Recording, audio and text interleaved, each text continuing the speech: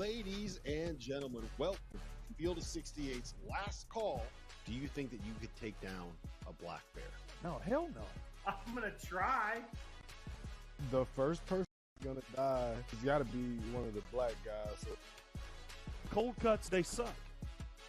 Are Taylor Swift and Travis Kelce going to get married? Hell no. Here we go. It's last call.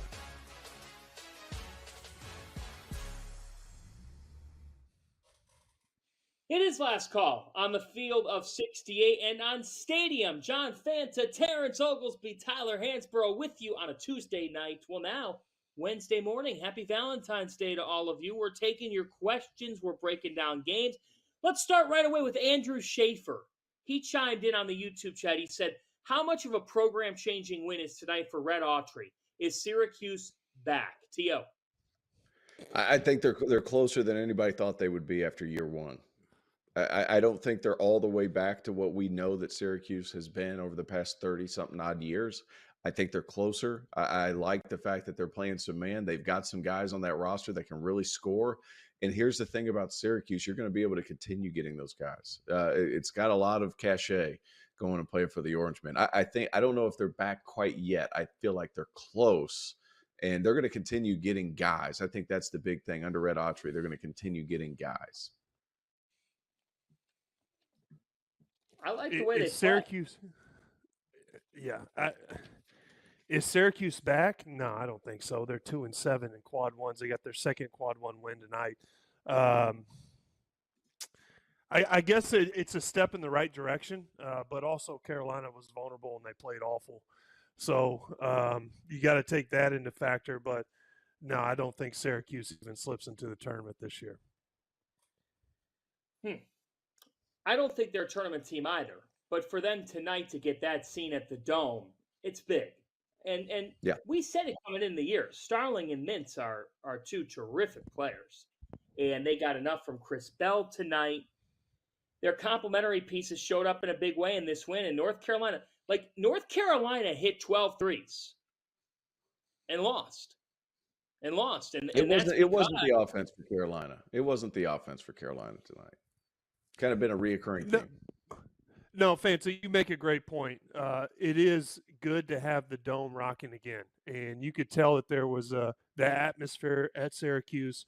You could tell that the fans are really into it. And they also stormed the court, which I'm in big favor of in college basketball. I love to see that. So it shows excitement from the fan base, which is a step in the right direction.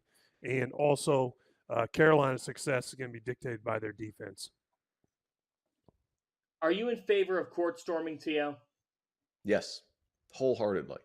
I do think that the security needs to get down there quick just to at least get the players out of the away team players. But outside of that, I love it. Never take it away, Fanta. Never take it away. Never take away court storming, says T.O. All right, here we go. Let's see here. I am looking. All right. Matt Cotton asks Tyler, do you hit the panic button if you're North Carolina or not quite yet? I do think it's time to look and see what's going on. I think you have to really investigate why we've lost the last 3 of 5. And that is a question that needs to be answered. Is it our defense? What are we doing different? Offensively, are we not pushing the ball? Are we not playing with pace? But to me, when you look at the box scores and also you look at what we haven't done, it's pretty simple. Defensively, we haven't been the same team that we've been on the games that we've won. And also, we need to push the ball more. We need to play with pace. And quite simply, it's those two factors to me. We need to get back to our defensive principles and pushing the ball and playing with pace. You know, we got some people in the chat talking about Providence. So let's talk about Providence, T.O.'s favorite team. All right. Team that Terrence Oglesby loves. All right, this was a big bubble game tonight. Providence, depending on which bracketology you look at, are feeling the 68 does not have them in right now after a loss to Butler over the weekend. We'll see how things change. Providence beats St. John's 75-72. Friars are 16-9 on the year. Here's a look at Providence's resume. They do have 3 quadrant 1 wins. They're 4-2 against quad 2. They have a quad 3 loss, but they have no quad 4 losses. So they've got some quality to their resume. They were able to beat Creighton. They were able to beat Marquette. And they beat Wisconsin as well, but Wisconsin now has fallen off a little bit. Big win tonight over St. John's. Josh Oduro, T.O., has been incredible. 28 points. He and his lovely wife gave birth to their child over the weekend. Good for him. And Kim English has this team on the cusp. I don't know what you think of them and what you think of the final weeks, but do you think the Friars will end up hearing their name called on Selection Sunday? I think they still have more to clean up. I mean, let's keep it in perspective. They're 7-7 in league. I mean, are you going to let 500 teams in a league as much good basketball as there is around the country this year? I think the bubble's stronger than what we originally thought. I'm gonna follow my sword though here, John. Like I missed on Josh Oduro. I did not think that he was going to have this much success. He's been awesome for this team, and the fact that he's been able to step up in such a significant fashion is in large part because Bryce got hurt. And they've needed Oduro to be that guy. And he was that guy tonight. I mean, he's really good. And he just kind of drop steps his way into your heart if you're a Providence fan. Congratulations to him. Congratulations to his wife and their newborn. That's awesome. People are like, hey, man, you're going to hit his registry. I'm like, no, I don't know him like that. However, I am happy that everything is happy and healthy. Good for him on a quality performance after going through that. Because I had a hard time sleeping for a couple of days after the birth of my children. Good for, I mean, that's big time performance. And Tyler, like Providence, we've talked about them a couple times. They're just tough, man. They have tough St. John's, and in that building, get this, Tyler Hansborough. Providence is now 49-5 in their last 54 home games. I love their home atmosphere. And listen, Fanta, I think Providence is one big win away from being a tournament team. I think they need one statement win. And I know they've had some quad 1 wins, but I'm looking for them to, they need to smack another quad 1 win team. And then I'm going to be like, listen, Providence is in. And also, Providence is a sleeper team. The Devin Carter kid, that kid plays with confidence. He can get hot and light you up. I'm in with Providence. I actually really like them. I watched the game against Creighton when Carter hit that shot from about half court to send it into overtime. The guy plays with some big kahunas, and I love Providence. I think, they just need to take the show on the road and get that one extra statement win, and I'm right there with them. That's been kind of their Achilles heel, is like getting a big one on the road. Like playing big teams at home at the AMP. I hate that it's the AMP. I wish it was the Dunk. But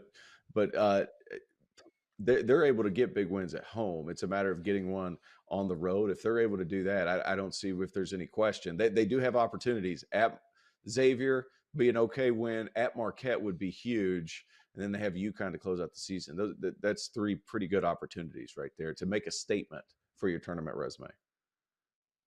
I'm going to fall on the sword here too. But I'm not the only one that's doing this. We were wrong on St. John's. We were wrong. They just aren't good enough. They're just not good enough. They're in these games. They don't know how to finish them. I just got a great note. Listen to this one. St. John's is 3-8 in games when the margin is 6 points or fewer with under 5 minutes left. They have the master as their coach. It's not a question of coaching. They're coached hard. Rick Pitino still can coach. I just think personnel-wise, Jordan Dingle hasn't panned out, T.O. He has not panned out. Danish Jenkins is a good player. At the end of the day, he was playing in the MAC. It's a different level to be consistent. Joel Soriano, been a mixed bag here the last couple of weeks. And St. John's, they're out of the tournament right now. No question about it. They're 2-7 against Quadrant 1. They're now 2-8. And they're 14-11 overall. They're one of the disappointments in the country. Yeah, I think the Dingle kid not being able to close games is huge. And they thought he would be better. They're a guy or two away. And I'm very confident that they might get a guy or two this summer. I think your confidence will be validated. That's one where you won't have to fall on any sword. Not a question to be able to give kids with the NIL situation around New York. Coming up, producer Trev has a question about Illinois. We'll turn to the Big Ten after this. This is Last Call.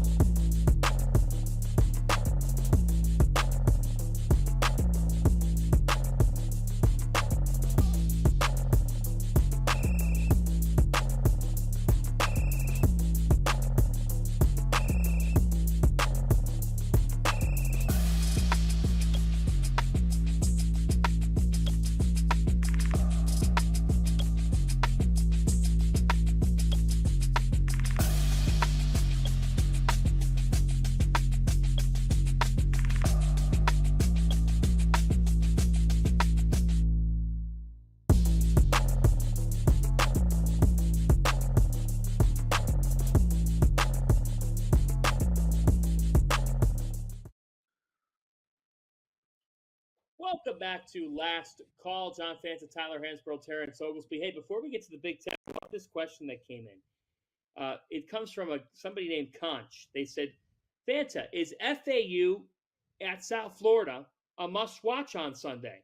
I'm thinking about getting tickets, but not sure. Not sure. It is a must-watch.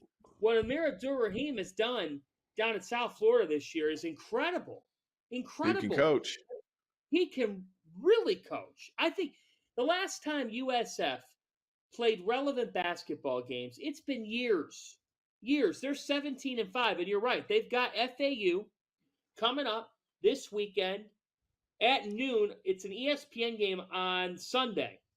So that's a huge game. South Florida went on the road. They beat Rice this past weekend to get to 17-5. They got 24 points from Chris Youngblood. By the way, T.O., that's a great name. But, yeah, I mean, FAU at USF, that's going to be must-watch. That's going to be a really good game in the American. And FAU's had a mixed bag season, but I'm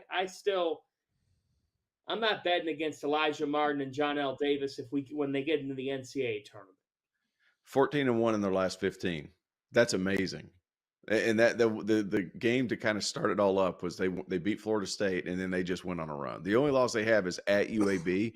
That team's really good, man. Like I'm going to be honest, guys. Like when Amir Abdur-Rahim took that job, I was like, oh no, why go to South Florida? That has been a coach's graveyard for a long time, and he has done a phenomenal job. 17-5 at South Florida is a tremendous accomplishment.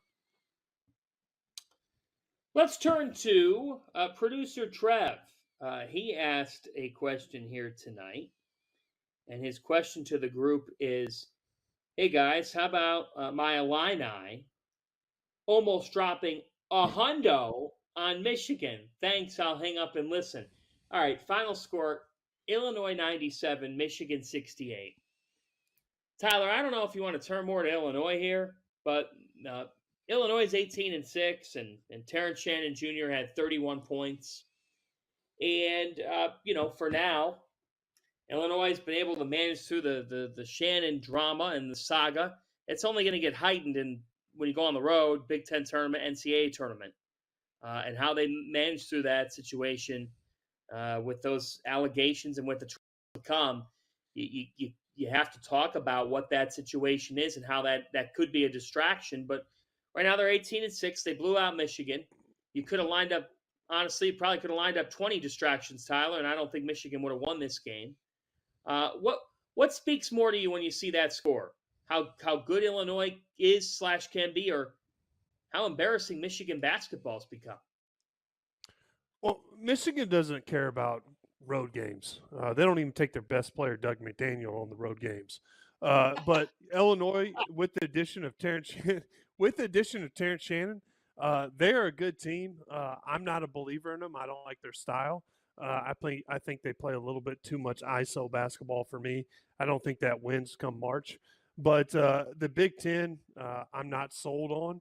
Outside of Purdue, I really don't think there's a contender.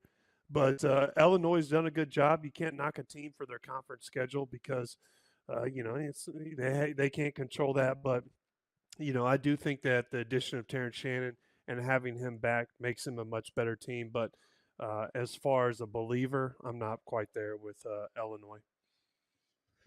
Tyler. You know what? Go ahead. Go ahead, Tio. No, you know what? The Michigan thing is really confusing. That's kind of where I'm at with this. What are they? 2 and 12 in their last 14. Like, and the talent's not bad, guys. Like, it's not bad. Like, there's a lot of teams around this country that would be thrilled to have Michigan's talent. I understand there's a lot of stuff happening off court. I am curious to see how this proceeds. It might be a thing where, hey, Michigan understands we just won a national championship in football. We're going to give it one more year after this because Juwan Howard's a Michigan man, and I would understand that. But this is a tough one. As far as what Tyler said, my only pushback is one-on-one basketball in the NCAA tournament. It doesn't win games, but you need it in order to win games, if that makes sense. Like, you have to have some guy that can create something at the end of the clock. Tyler, for you guys, like they could throw it to you at the elbow and at least you were getting something up the rim. Or if it wasn't going to you, it was going to Ty Lawson because he was the fastest person on the planet. Like you have to have somebody that can create something for you. I feel like Illinois has two of them with Shannon and Damask. And I think they can run enough offense to at least keep everybody occupied as far as help side's concerned. So while that's not necessarily how you win in the tournament, I think you have to have it in order to win at the end of games in the tournament. If that makes sense. I don't know if that makes sense or not, but in my mind, it makes sense. And that's the most important right now. I like this one. Tyler, if you got asked to be a Valentine by a Duke fan and by a Kentucky fan, Andrew Schaefer asked this one, who would you have be your Valentine? Boy, my answer is not going to be able to be. It would get me banned from the airways. I'm going to have to go with Kentucky. I just feel like I would have much more in common. Kentucky, I'm a country guy. I'm from the middle of nowhere. Duke, they're more Northerners, uppity, private school. So I'm going to roll with Kentucky. And I really feel like I wouldn't have to wine and dine as much as I would a Duke girl. So I'm going to roll with Kentucky. I like that. Get you a Kentucky girl, fix her a chicken pot pie, and see how happy she is. You know what I'm saying? Yeah, There's Tyler Hansborough's Valentine's right there. Get her a chicken pot pie, and you just talk it out with a bottle of moonshine. Tio, what's the wildest date or prom or homecoming or just do you have any story that comes to mind? Not in particular, no. My wife's the only person I ever dated, Fanta. You know this. Yeah, exactly. No, nothing in particular. Your son is how old? 7. Yeah, you got, and he's got folks. Tio has sent me the videos. I'm not going to tell you. All I'm going to say is, if this kid is Terrence Oglesby's son, he inherited all these. He didn't get the dance moves out of nowhere. He didn't. This kid is a star, not only on the basketball court, but on the dance floor as well. Romantic. My wife tonight, because she's spending Valentine's Day with me at Xavier Seton Hall tomorrow, which Jacob's got a question. The Big East. Yeah, I know. Hey, bubble game. Seton Hall's got to win. Xavier has to win. So she's coming with me over to Newark to watch Big East basketball. But she made me tonight pasta, meatballs. We've been eating healthy. But tonight she made me a beautiful Valentine's night dinner. Homemade garlic bread, salad, glass of wine, and we sat across from each other. I'm like, I got the best wife. So shout out, honey. Happy Valentine's Day. I hope you all have a better half out there because there's nothing better than it. And we hope you find your Valentine, even if it's a Kentucky girl for Hansborough. More Last Call next.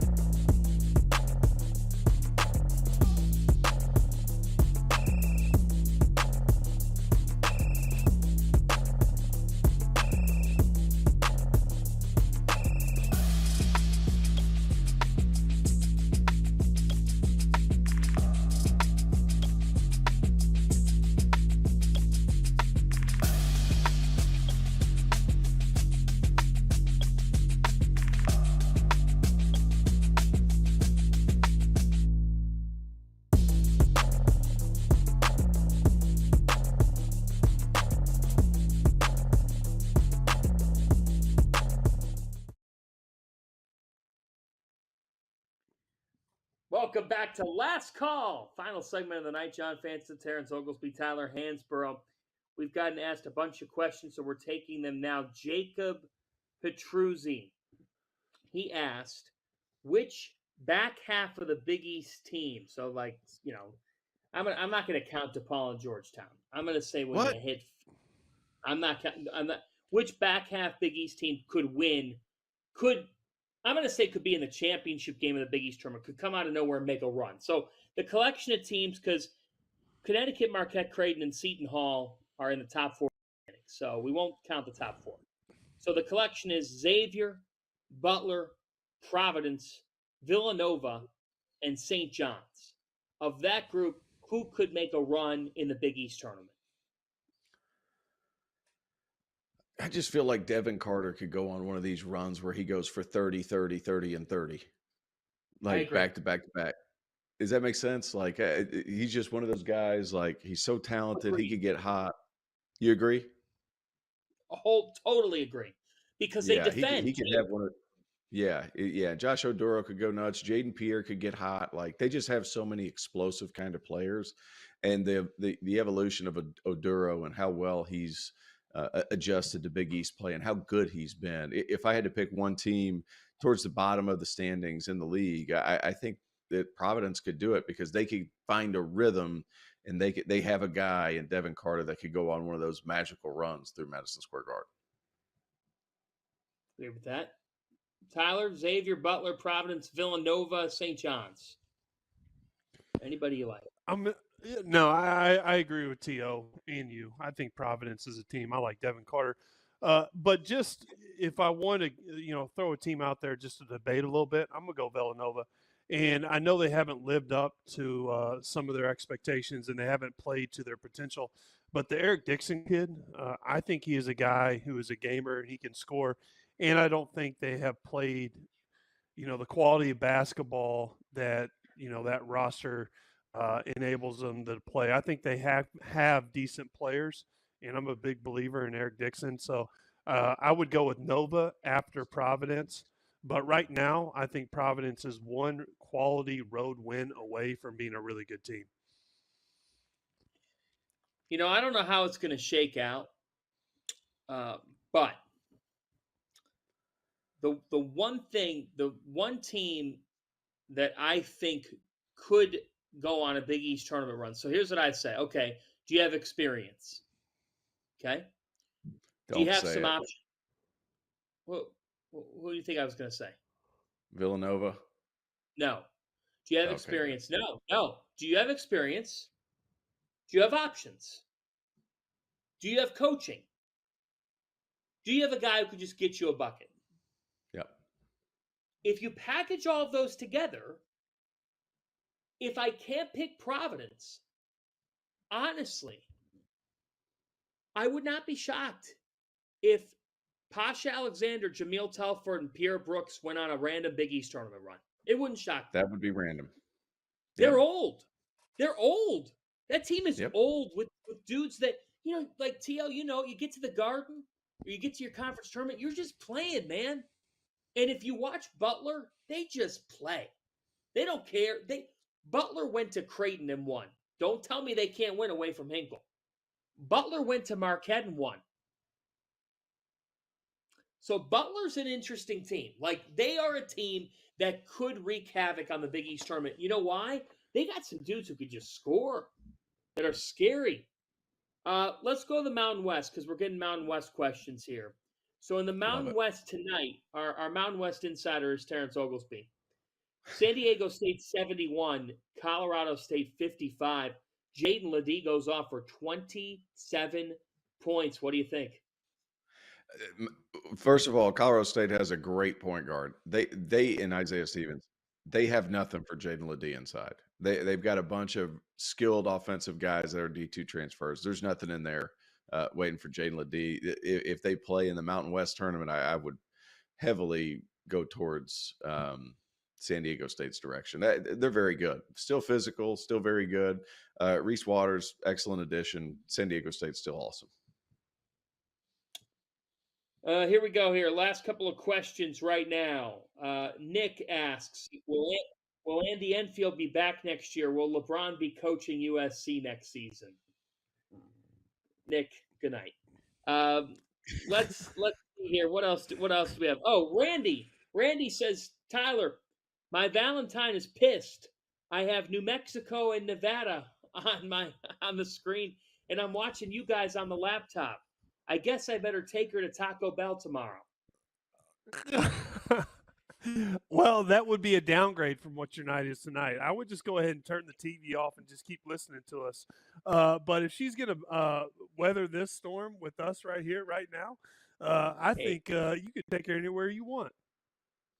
Hey, Randy, no, I don't think she's going to weather any storm. Randy, you better beg her for forgiveness, or else you're not going to be using your laptop to watch us tomorrow. You're going to be using it to do something else. So the fact of the matter is this.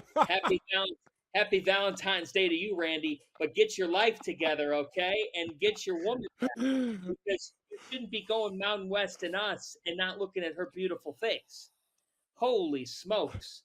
I mean, God bless you, Randy. We love you, but, man, it's Valentine's Day. Get her a nice bouquet of chocolates. Happy Valentine's Day, everybody. Find a loved one in your life. And always use a double box with us. Thanks for watching.